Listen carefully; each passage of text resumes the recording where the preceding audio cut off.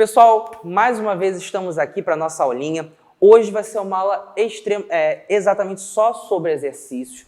Nós vamos revisar os principais conceitos que foram falados dentro de soluções.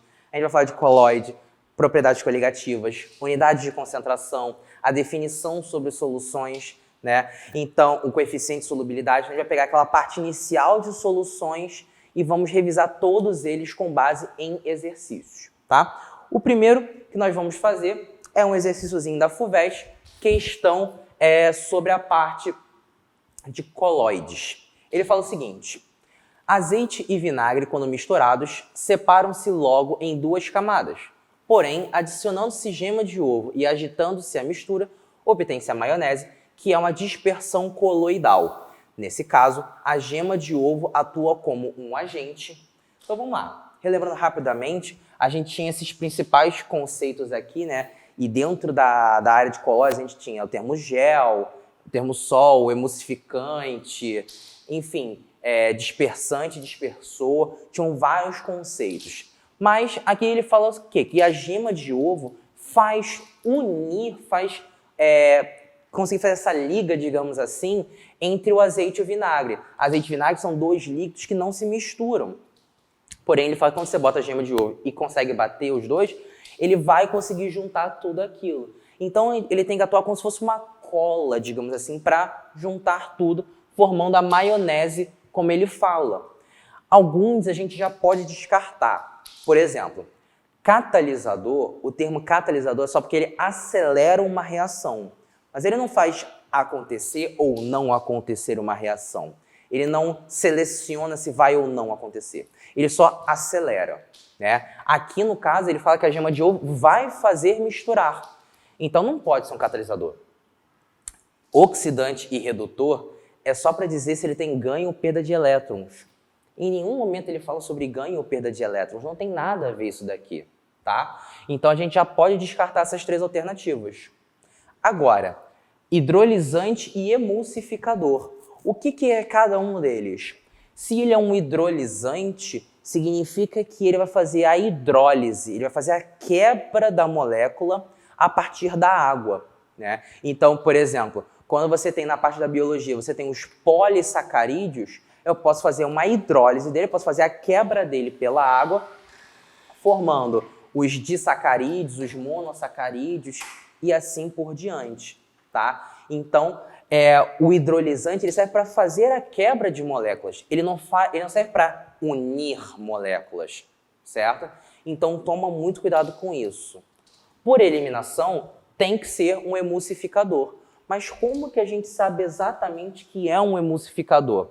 Dentro da área dos coloides, o coloide mais importante que nós temos é o emulsificador ou emulsificante, tanto faz, em que a maionese é o exemplo principal. Quando a gente fala de maionese, temos que lembrar, dentro, claro, da área dos coloides, que ele vai ser um emulsificante, ou melhor, que ele vai ser uma emulsão, tá? Então, um emulsificador, ele vai fazer ter uma emulsão e ele atua como essa cola, fazendo a união das partículas que você quer. Em que aqui a gente teria, né, a gema como se fosse um sólido e dois líquidos ali envolvidos, tá? Então, essa mistura deles vai gerar uma emulsão. Logo, nós vamos chamar de emulsificador. Então, para essa nossa primeira questão, o gabarito seria a letra A, de emulsificador. Show de bola? Deu para entender isso daqui? Então, nossa primeira questão sobre coloides é isso. É falar que isso é um emulsificador. A maionese, ou melhor, a gema de ovo atua como um emulsificador e a maionese como um todo a gente chama de emulsão, tá? Lembra que tem outros, tem gel, emulsão, sol, enfim, tem várias coisas, porém esse é o mais importante, ok? Tranquilinho isso daqui? Tá? Primeira questão, bem relax para a gente começar. Segunda questão, agora já é uma questão de propriedades coligativas. Ele fala o seguinte: quando um líquido puro contido em um recipiente aberto entra em ebulição, então a gente vai pegar, por exemplo, um copinho de água, coloca a água ali dentro e deixa aberto, deixa ele em cima da sua mesinha. Ele quer saber o que vai acontecer quando a água entra em ebulição, ou seja, quando ela começa a virar gás. Letra A. a pressão externa é maior que a pressão máxima de vapor desse líquido. Letra B. A temperatura vai aumentando à medida que o líquido vaporiza. Letra C. A pressão máxima de seus vapores é igual ou maior que a pressão atmosférica. Letra D. A temperatura de ebulição tem sempre o mesmo valor, independente da altitude do lugar onde se realiza o aquecimento. E letra E. A energia cinética de suas moléculas diminui. Bom, essa questão aqui mais específica, a gente estaria falando da ebulição e da parte de pressão de vapor. Uma coisa que tem que estar muito clara na sua cabeça. Para que a gente possa atingir a temperatura de ebulição, obrigatoriamente a pressão atmosférica, ou melhor, colocar a pressão de vapor, a minha pressão de vapor, ela tem que ser maior ou igual do que a pressão atmosférica. Como assim? Vamos entender isso aqui. Quando a gente fala de pressão atmosférica, pressão de 1 atm, que é o que a gente vive, é como se fosse uma pressão, uma força que empurra a gente para baixo. Então a gente tem o gás que quer subir, ou melhor, as moléculas de gás que quer começar a subir, e tem uma força que empurra ele para baixo. Já reparou que quando você vai ferver uma água, começa a ficar umas bolinhas no fundo da sua panela, elas se formam no fundo e vão subindo aos pouquinhos, depois começa a vir aquela nuvem, digamos assim, que é a água vaporizando? Então, aquele momento em que ela está por baixo, ela tem uma pressão máxima de vapor, uma pressão de vapor muito baixa. E aí, com o ganhar de calor ali, ela vai ganhando força, ela vai aumentando a sua pressão de vapor, a sua pressão máxima de vapor, até que chega um momento em que ela está ali batendo com a pressão atmosférica, e quando ela se iguala com a pressão atmosférica, ou ela é maior, ela consegue vencer essa barreira, e por consequência, se ela vence essa barreira, ela consegue entrar de fato em ebulição, que é quando começa a surgir aquele vaporzinho, tá? Então, sempre pensou em temperatura de ebulição, é obrigatório que a pressão de vapor, a pressão do seu gás, ela tem que ser, no mínimo, igual com a pressão atmosférica. Claro, ela pode ser maior do que a pressão atmosférica, não tem o menor problema, mas ela tem que ser, no mínimo, igual à pressão atmosférica. Ok? Com isso, a gente já consegue chegar na resposta. A gente vai ter a letra C como resposta certa. Ó. A pressão máxima de seus vapores, que eu botei aqui como PV, pressão de vapor, é igual ou maior que a pressão atmosférica. É exatamente essa definição da temperatura de ebulição. É claro, a gente conhece a temperatura de ebulição como a temperatura necessária para que o líquido vire gás. Porém, se for pela parte das propriedades coligativas, a gente tem que olhar que a pressão de vapor tem que ser no mínimo igual à atmosférica. Só para você entender o porquê que as outras estão erradas rapidinho, ó, a externa é maior que a pressão máxima de vapor. Pense pressão externa como se fosse a pressão atmosférica, que está fora, de fato. Só que se a pressão atmosférica é maior, você não vai chegar nisso daqui e, por consequência, não vai dar certo, não vai entrar em ebulição. Ela é exatamente o oposto da letra C. Agora, letra B.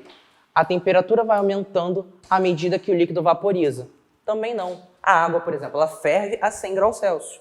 Então, em todo aquele processo dela virar gás, a temperatura vai ser 100 graus Celsius, ela não vai aumentar. A temperatura só consegue aumentar se já tiver virado totalmente gás. Tá? Então, durante uma mudança de estado físico, a temperatura ela se mantém constante. Show de bola? Letra D. A temperatura de ebulição tem sempre o mesmo valor, independente da altitude. Isso também você já viu na aula de coligativa, que é mentira. Por exemplo, se a gente pegar a gente aqui no Rio de Janeiro, que chamamos a nível do mar, a gente tem uma temperatura de 100 graus Celsius para a ebulição da água. Agora, se a gente pega, por exemplo, o Monte Everest, que está a mais de 8 quilômetros, né, 8.200 e poucos metros acima do nível do mar, a água ferve, para você ter uma ideia, a 73 graus Celsius. Uma temperatura muito inferior, quase mais de 25% a menos, 27% a menos do que o normal da água. Então a altitude influencia sim na hora de ferver a água. Se você vai para Petrópolis, Teresópolis, na Serra do Rio de Janeiro ou qualquer outra serra que já está a nível do mar, também a água não vai ferver a 100, ela vai ferver numa outra temperatura. ok? Beleza? E aqui ele fala que a energia cinética diminui. Bom, quando você aquece, a energia cinética aumenta, as moléculas ficam mais agitadas. Fechou? Então, essa é a nossa segunda questão. Beleza? Terceira questão. Em locais de inverno rigoroso, costuma-se adicionar uma certa quantidade de etileno glicol à água dos radiadores de automóveis. O uso de uma solução em vez de água como líquido de refrigeração deve-se ao fato de a solução apresentar menor calor de fusão, menor ponto de congelamento, maior ponto de congelamento, maior calor de fusão. Vamos entender isso aqui também. Mais uma vez, o que é o etileno glicol? Quando você falou de coligativa, você usou o termo soluto não volátil. Lembra disso? Era o tal do soluto não volátil que daria a sua coligativa. Poderia ser para ebulição, congelamento, como é esse caso, entre outros. O que acontece? Em locais que são muito frios, países que são muito frios, a água que tem dentro do radiador, que, enfim, ajuda o motor a funcionar, essa água congela. E se a água congela, você não consegue dar partida no carro, o carro não liga, né? Então, você colocar esse etileno glicol, que é um soluto não volátil, ele vai fazer o quê? Com que a água, ao invés de congelar a 0 graus Celsius, ele congele a temperaturas abaixo de zero, a -1, -2, -3, enfim, não importa. Mas ele vai congelar em temperaturas mais baixas, certo?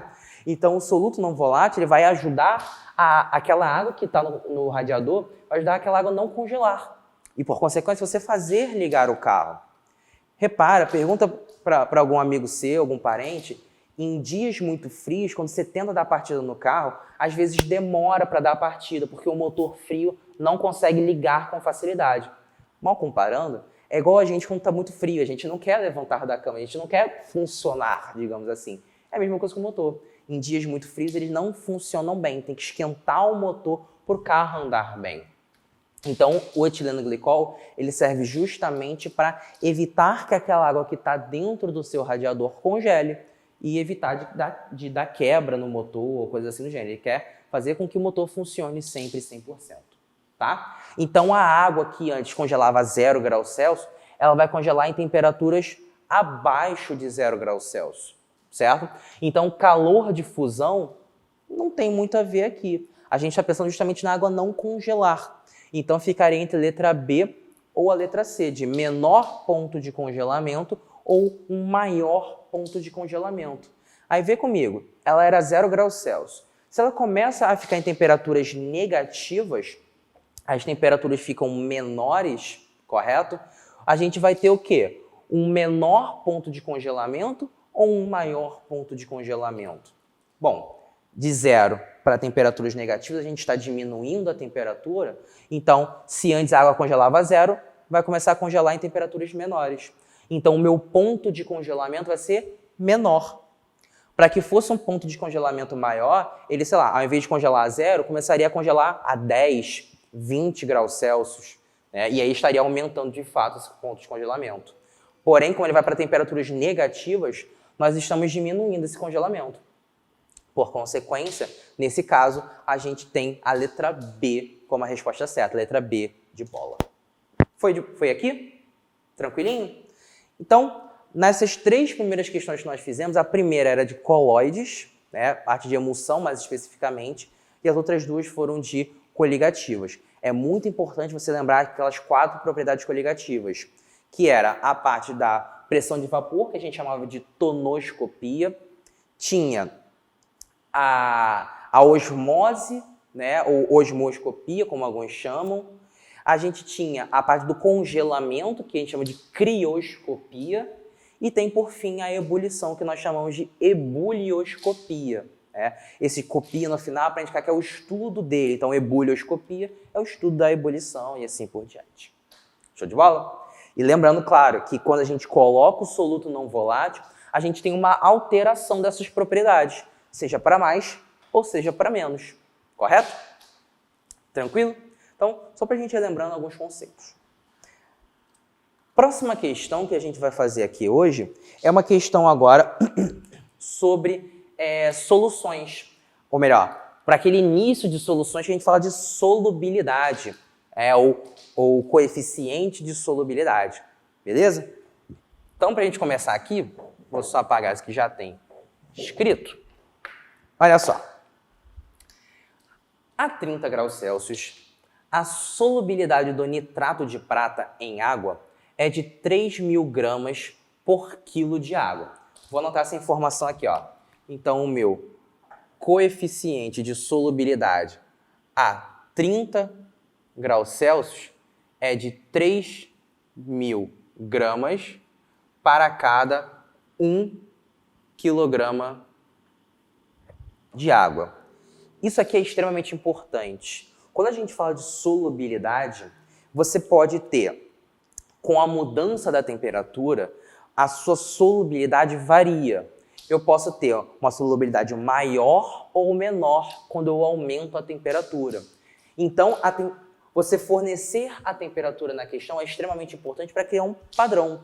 A gente sempre prefere criar padrões para que você consiga fazer comparações e depois chegar a uma resposta conclusiva.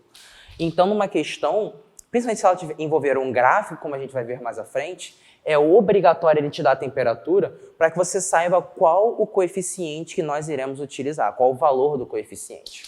Show de bola? Aconselho sempre, olhou para uma questão, marca as informações que ele deu, marca os valores que foram fornecidos para que você consiga resolver bem, tá bom? Aí ele continua, ó.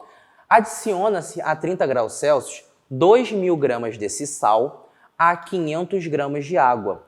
Agita-se vigorosamente e depois filtra-se. Qual a massa de solução saturada obtida? Vamos lá, por parte. Vou anotar os outros dados que ficaram faltando.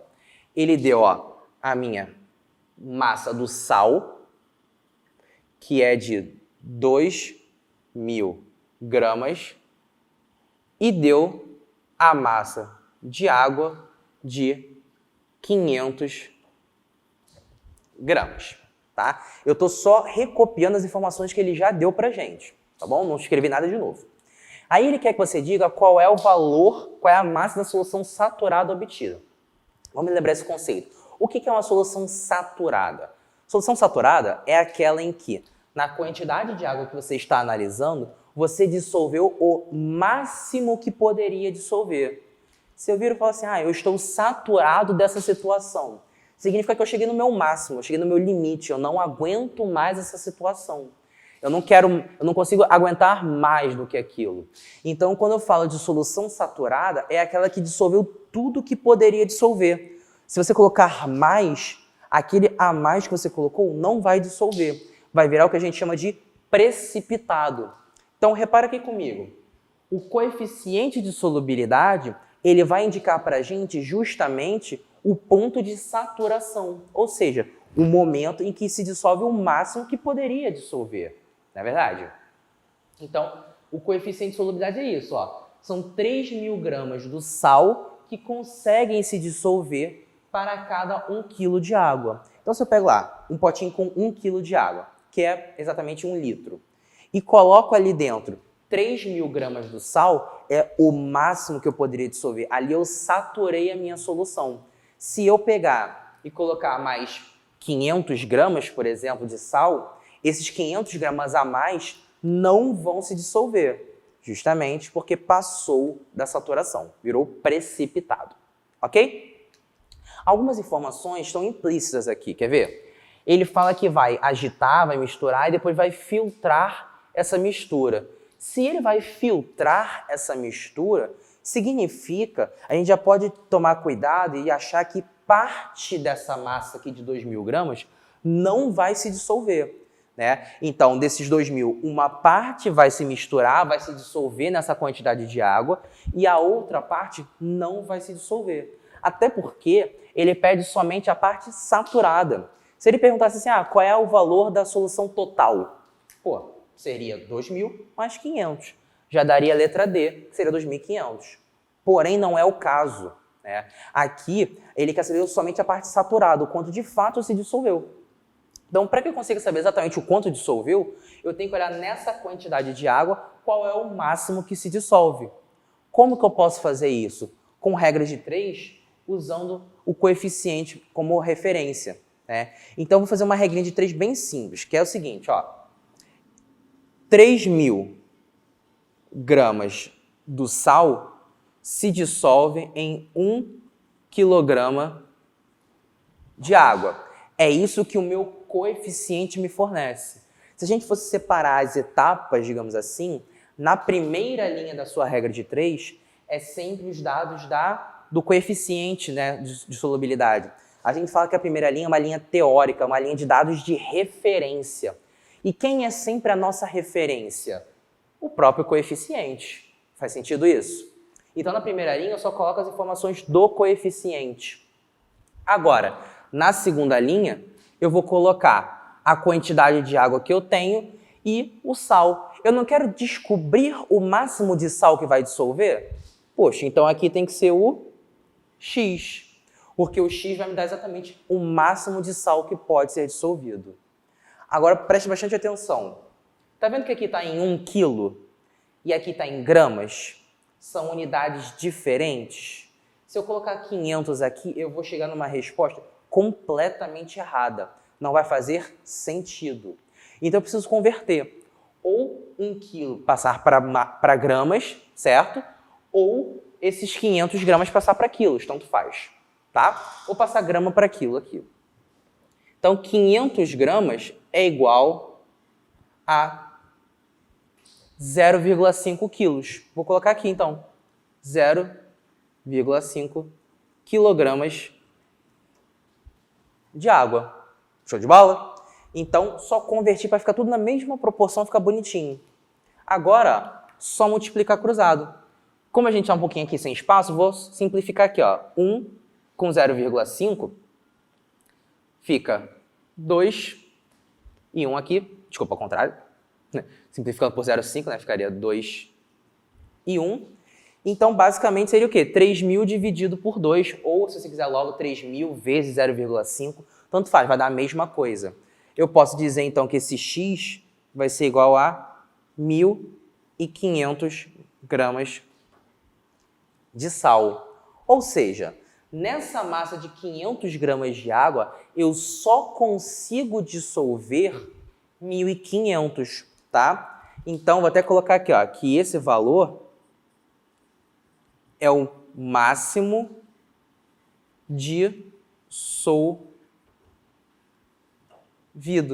É o máximo que a gente consegue dissolver. Então, se eu pegar esses 2.000 gramas e colocar em 500 gramas de água, somente 1.500 vão se dissolver. Os outros 500 não vão se dissolver. Lembra que eu falei que se ele pede saturado e fala que filtrou, provavelmente uma parte não se dissolveu? É exatamente isso, tá? Então, para a gente finalizar, ó, a massa da solução saturada vai ser o quê? A massa desse sal, que é o máximo que conseguia se dissolver, ou seja, 1.500 mais a massa de água. Lembra da definição de soluções? Soluto mais solvente? Então, o soluto está aqui, que são os 1.500, e o solvente são os outros 500 gramas que a gente tem, tá? Então, só para relembrar, a solução saturada é a soma desses dois. É o máximo que se dissolve e a quantidade de água que você colocou. A quantidade que vai se dissolver, ela é determinada sempre pela água. É a água que vai direcionar o seu cálculo. É ele que vai dissolver o quanto que pode se dissolver o seu soluto. Show? Então, colocando aqui só a resposta, a massa da solução saturada vai ser de 2.000 gramas. Essa daqui é a nossa resposta, que daria, no caso, letra C. Show de bola? Tranquilinho isso aqui? Bem light, né? Você vê que as questões não são difíceis. Se a gente consegue interpretar bem o texto, as respostas saem muito fácil. Né? O que mais dificulta a gente é sempre o texto. Então, se você conseguir ler com calma, marca as informações que são importantes, você com certeza vai resolver numa boa. Fechou? Vamos para a próxima. A concentração de cloreto de sódio na água do mar é, em média, 2,95 gramas por litro. Sendo assim, a concentração molar desse sal na água do mar é de aproximadamente... Então, vamos fazer aqui, vou apagar essa resolução que a gente já fez para começar a fazer algo. Então, ele quer que você converta de uma concentração para outra. Ele quer que você saia da concentração comum, tá? Vou anotar aqui, ó. Ele quer que você saia da concentração comum de 2,95 gramas por litro e converta isso para mol por litro. Você tem duas maneiras de resolver. Dentro de soluções, você tem diversas fórmulas para usar. Aqui, por exemplo, a gente poderia usar uma fórmula que converte um em outro. Porém, se você não gosta muito de fórmula, você pode usar a regra de 3. Para tudo na parte de soluções, dá para você usar a regra de 3. Vai te facilitar e muito, porque é menos coisa para você decorar. Só existe uma situação que é bom você usar a fórmula, que é quando ele mexe com porcentagem em massa, densidade, e pede para você converter ou para grama por litro ou para mol por litro. Aí é legal você usar a fórmula, porque senão você vai ter que fazer umas 3 ou 4 regras de 3. Mas nessa daqui de grama por litro para mol por litro, ou ao contrário, poxa, é muito tranquilo você fazer com regra de 3, tá? Então vamos fazer com regra de 3 só para ficar mais fácil. Caso você não queira, é só aplicar na fórmula, vai chegar na mesma resposta. Fechou? Então olha aqui, ó. São 2,95 gramas por litro de NaCl. A gente tem que converter somente essa massa de grama. Por quê? Quando a gente fala de concentração molar, como ele fala aqui, ela é uma unidade, ó, mol por litro. Então eu preciso, única e exclusivamente, converter essa massa para número de mols, porque o volume já está correto, ó, litro e litro. Não preciso fazer nada. Eu só preciso transformar grama em mol. Show? Então, vou fazer somente isso, converter massa para mol. Isso você já viu lá na estequiometria, ou até na parte anterior, que era a parte das relações numéricas. E se a gente quer converter massa para mol, ou ao contrário, mol para massa, eu necessito da massa molar, que é a massa da tabela periódica, né? A massa dos elementos que se encontram na tabela periódica. E você não precisa decorar essas massas. Você sempre tem a tabela a que você possa recorrer para chegar nesse resultado, tá? Então, eu vou calcular aqui rapidamente. Ó, a minha massa molar do NaCl vai ser a massa do sódio, que olhando lá na tabela vale 23, mais a massa do cloro, que também olhando na tabela é 35,5. Somando isso tudo, vai dar 58,5 gramas por mol. Ou seja, o que esse dado quer dizer para a gente? Que 1 mol de cloreto de sódio tem 58,5 gramas do mesmo cloreto de sódio. Com essa base de informação, eu consigo converter essa massa para número de mols e, por consequência, chegar na resposta que a gente quer. Faz sentido isso? Então, o que você sempre tem que olhar? Normalmente, essas questões de soluções ou de estequiometria, você faz meio que de trás para frente. Ah, se eu quero mol por litro e tenho grama por litro, preciso converter mol por litro, ou melhor, preciso converter grama para mol. Como que eu vou fazer isso? Ah, grama para mol, essas duas eu tenho que relacionar com a massa molar, que é a massa da tabela periódica. Então você pega e calcula essa massa molar, depois faz a regra de 3 e tá tudo certo. Show de bola? Então ficaria aqui, ó, que 58,5 gramas de NaCl é igual a 1 mol desse mesmo NaCl, ok? Então, quantos mols equivale esse 2,95 gramas dele? Essa é a nossa pergunta. Se a gente consegue fazer essa conversão de grama para mol, a gente fechou a questão, certo? Então aqui, ó, multiplica cruzado, eu vou ter, ó, 58,5 vezes x é igual a 2,95. Então, esse x aqui que a gente vai achar, ele vai ser justamente essa conversão da massa para o número de mols. E aí, por consequência, a gente já vai ter a concentração em mol por litro, que que é exatamente o que a gente precisa. E aí, fazendo essa continha, dá 0,05, tá? 0,05 mols do NaCl. Ok? Isso daqui, se essa quantidade, ó, vou até marcar aqui, ó, se essa quantidade ela já estava em 1 litro de solução, por consequência, esse daqui também estará em 1 litro de solução. Já que eu peguei a mesma solução, eu só converti a unidade. Eu não peguei soluções diferentes. Eu peguei a mesma que já era 2,95 gramas e converti essa unidade. Mas continua sendo o mesmo recipiente, isso não mudou. Por isso que se tinha 1 litro antes, continua se tendo 1 litro depois. Né? Então é 0,05 mols por litro. Show de bola? Isso dá pra gente resposta letra A. Então tá aqui, ó. Letra A é a nossa resposta certa.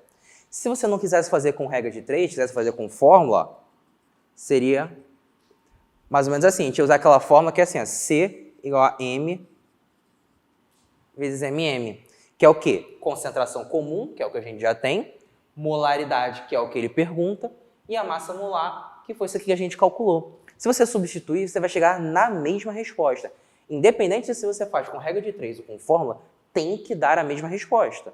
Se der uma resposta diferente, poxa, tem alguma coisa errada nesse processo aí. Colocou uma informação errada, trocou o lado da equação, não sei. Mas tem que dar a mesma resposta, ok? Então, só mostrando aqui, ficaria 2,95 é igual a molaridade, que é o que a gente quer saber, e a massa molar, que é 58,5.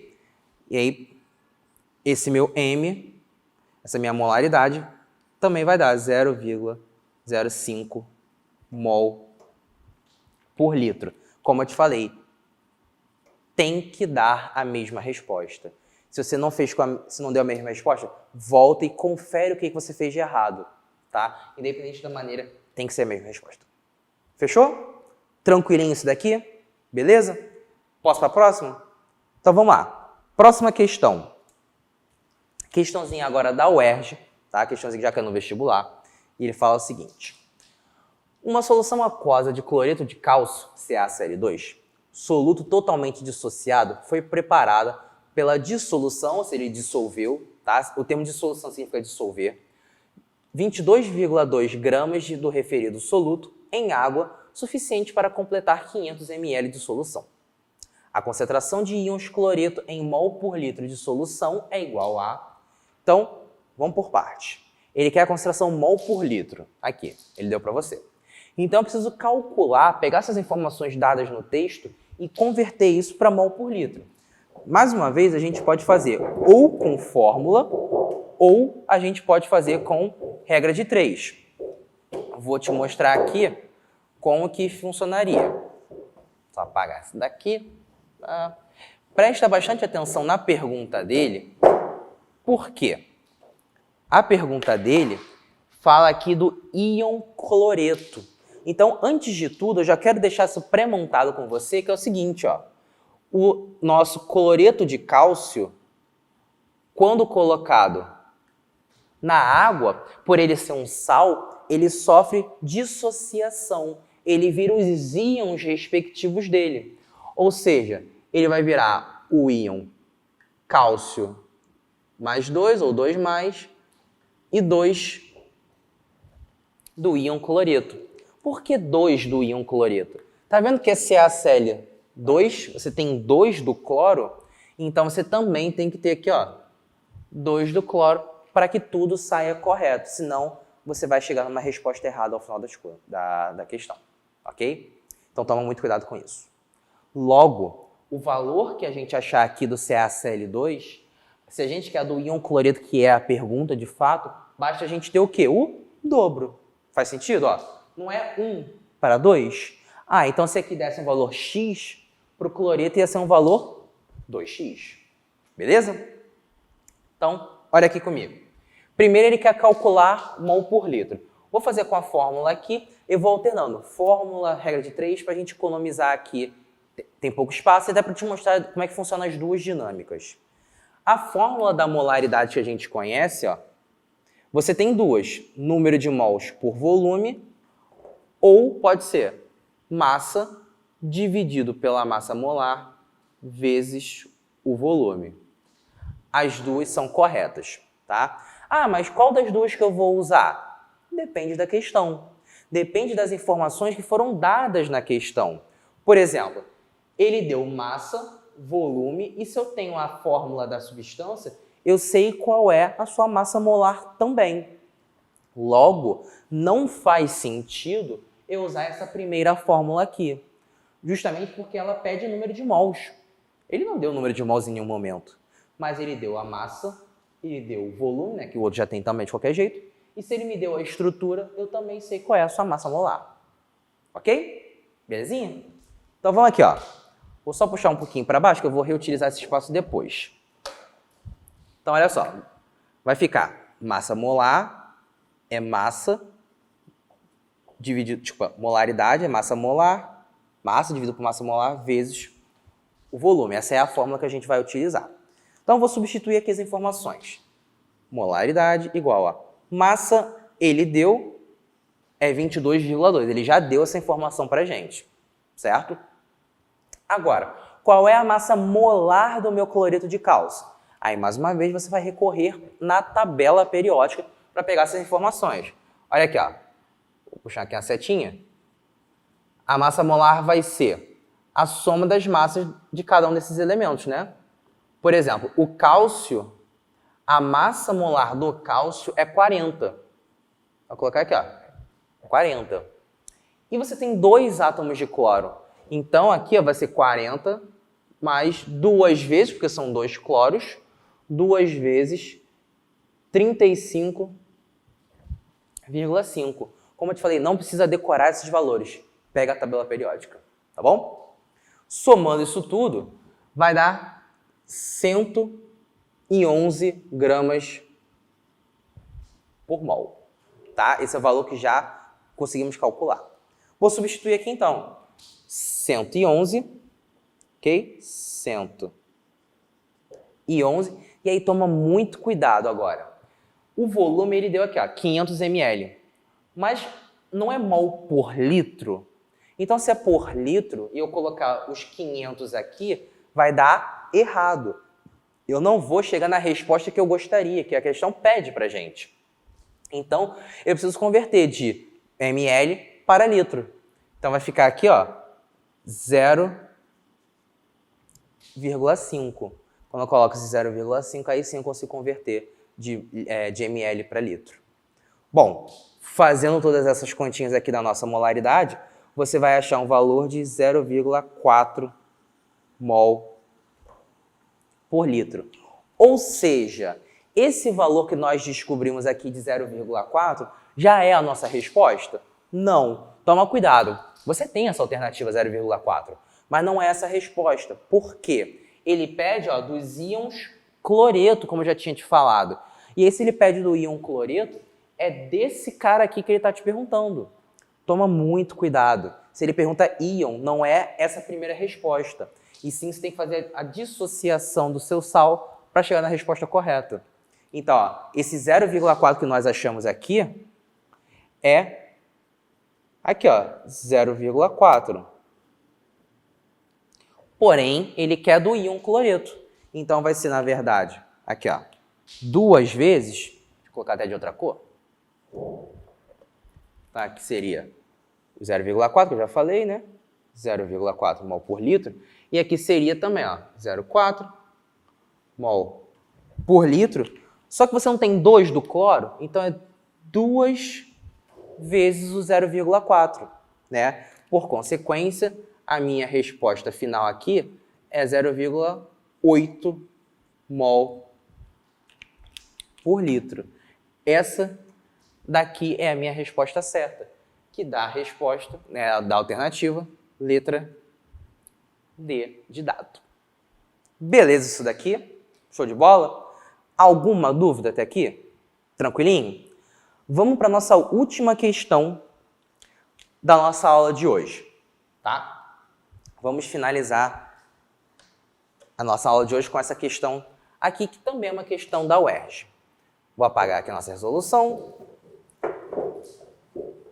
E vamos seguir.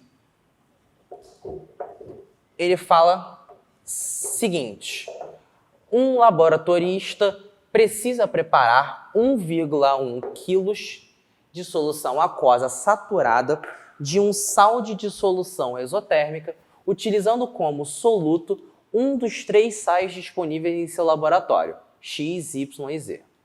A temperatura final da solução deverá ser igual a 20 graus Celsius.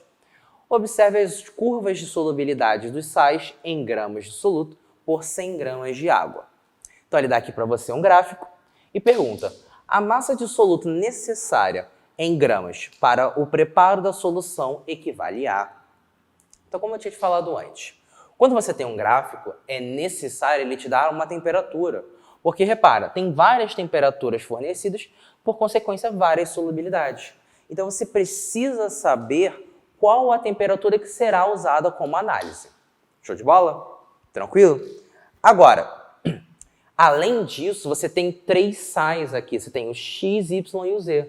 Qual dos 3 você vai usar? O texto te dá uma informação, quer ver? Ele fala que vai ser um sal de dissolução exotérmico. O que isso significa? O que significa, ó, ele ser de dissolução exotérmica. A dissolução exotérmica significa que quando você aumentar a sua temperatura, por consequência, a sua solubilidade vai diminuir. Então, olha aqui para o gráfico. O Z, por exemplo, quando você está aumentando a temperatura, a sua solubilidade também está aumentando. Assim como o Y, ó, ele também está aumentando, um pouquinho, mas ele está aumentando também a solubilidade quando você aumenta a temperatura. Agora, o X, ele está diminuindo a sua temperatura, ou melhor, está diminuindo a sua solubilidade quando você aumenta a temperatura. Então, o dissolução exotérmica, ele diminui, tá, a sua solubilidade quando você aumenta a temperatura. Tá claro isso? O contrário também é válido. Por exemplo, se for uma dissolução endotérmica, tá? Uma dissolução endotérmica, aqui você vai aumentar a sua solubilidade quando você aumenta a temperatura. A nossa base de raciocínio, de cálculo, é sempre o aumento da temperatura, porque é o passar do gráfico. Ó. Quando você vê o gráfico, ele está aumentando a temperatura. Por isso que a gente usa o aumentar como referência. Show de bola? Então, dos 3 que tem aqui, o que a gente precisa usar na nossa questão, que é o de dissolução exotérmica, vai ser exatamente, ó, o nosso soluto X. A gente vai usar o X como a nossa referência. Tá claro isso? O endotérmico seria os outros 2, Z e W, mas não é o que a gente quer nessa questão, a gente só quer o exotérmico, que é o X. Aí vamos lá. Ele fala que vai preparar a 20 graus Celsius. Então eu vou pegar aqui, ó, no gráfico, 20 graus Celsius, e vou ver aonde que ele bate. Aqui, ó, a 20 graus Celsius, a minha curva do X está batendo aqui, ó, em 10. Ou seja, significa que o meu coeficiente do X a 20 graus Celsius é de 10 gramas dele para cada 100 gramas de água. Ah, Rafael, como é que você sabe disso? Olha para o texto. Ó, ele diz aqui que a curva de solubilidade é em gramas do soluto por 100 gramas de água. Então tá aqui, ó, grama do soluto por 100 gramas de água. E ele deu também que era 20 graus Celsius.